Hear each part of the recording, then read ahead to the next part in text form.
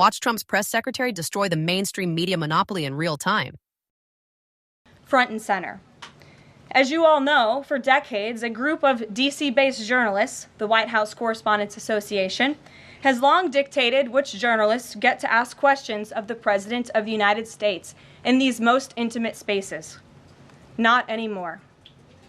I am proud to announce that we are going to give the power back to the people who read your papers, who watch your television shows, and who listen to your radio stations. Moving forward, the White House press pool will be determined by the White House press team. Legacy outlets who have participated in the press pool for decades will still be allowed to join, fear not, but we will also be offering the privilege to well-deserving outlets who have never been allowed to share in this awesome responsibility. Just like we added a new media seat in this briefing room, legacy media outlets who have been here for years will still participate in the pool, but new voices are going to be welcomed in as well. As part of these changes, we will continue the rotation amongst the 5 major television networks to ensure the President's remarks are heard far and wide around this world. We will add additional streaming services which reach different audiences than traditional cable and broadcast. This is the ever-changing landscape of the media in the United States today. We will continue to rotate a print pooler who has the great responsibility of quickly transcribing the President's remarks and disseminating them to the rest of the world.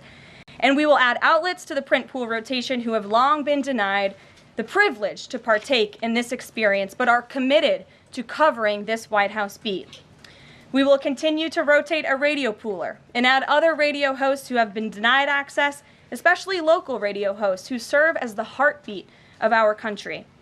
And we will add additional outlets and reporters who are well-suited to cover the news of the day and ask substantive questions of the President of the United States, depending on the news he is making on that given day. This administration is shaking up Washington in more ways than one. That's what we were elected to do. As I have said since the first day behind this podium, it's beyond time that the White House press operation reflects the media habits of the American people in 2025, not 1925. A select group of DC-based journalists should no longer have a monopoly over the privilege of press access at the White House. All journalists, outlets, and voices deserve a seat at this highly coveted table. So by deciding which outlets make up the limited press pool on a day-to-day basis, the White House will be restoring power back to the American people who President Trump was elected to serve. See how Trump and Elon Musk are finally making government workers accountable to you, the taxpayer. And so Elon and Doge came up with this idea. Elon has implemented this at his private companies. It has proven successful. And it's a very simple idea when you think about it. All the Office of Personnel Management is asking, all this administration is asking, President Trump is asking, is for federal workers who live off of the American taxpayer's dime to send 5 bullet points of what they have done in the previous week. That is all we are asking for. And so the Office of Personnel and Management sent out additional guidance last night.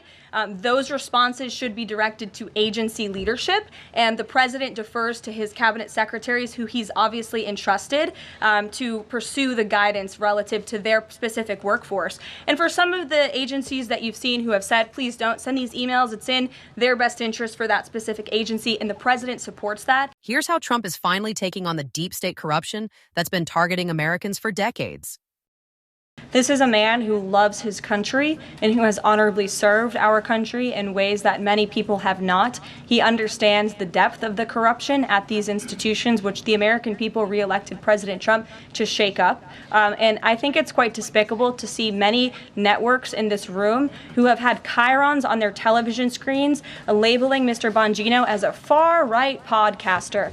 He is not. He is a former law enforcement agent. He is a former Secret Service agent who put his life on the line to protect this country, and that is why the President of the United States has entrusted him for this important role. He's also an outsider to this Washington swamp, and we often see that when outsiders are appointed to such coveted positions, a lot of people in this city get very, very nervous, and they should be, because Dan Bongino and Kash Patel and Attorney General Bondi are focused on rooting out the corruption at these agencies and ending the weaponization of government once and for all. The border wall statistics that prove Trump was right all along. Media silent. This administration. The border wall is a signature promise of President Trump's campaign. He talked about it way back in 2015 and 2016, and people laughed at him for bringing up this idea. It's proven to be not only an idea that he delivered on in his first term and continues to deliver on in his second term, but it's also proven to be highly effective. In fact, we know where there were parts of President Trump's border wall built and standing under the previous administration, illegal border crossings dropped 87% where there was a border wall. So the wall is an incredible deterrent factor for illegal migrant caravans. The president is committed to the continuation of the construction of the wall. And, you know, the previous administration actually sold off the resources that the Trump administration secured to build the wall. And that's an egregious misuse of the American taxpayers' money. They just let those resources rot on the southern border. They actually sold them for pennies on the dollar. So this administration, DHS and ICE and Customs and Border Patrol and Tom Homan and all of the great people you know who are working on this effort are committed to continuing the construction of President Trump's border wall. DHS investigation into people who might be leaking within the administration. It's a promise the president campaigned on, that if you invade our nation's borders, if you break our country's laws, and if then you further commit heinous, brutal crimes in the interior of our country, like raping and murdering innocent, law-abiding women and girls, and committing heinous acts of violence, then you are going to be deported from this country, and you may be held at Guantanamo Bay. These are criminals we are talking about. Don't forget that.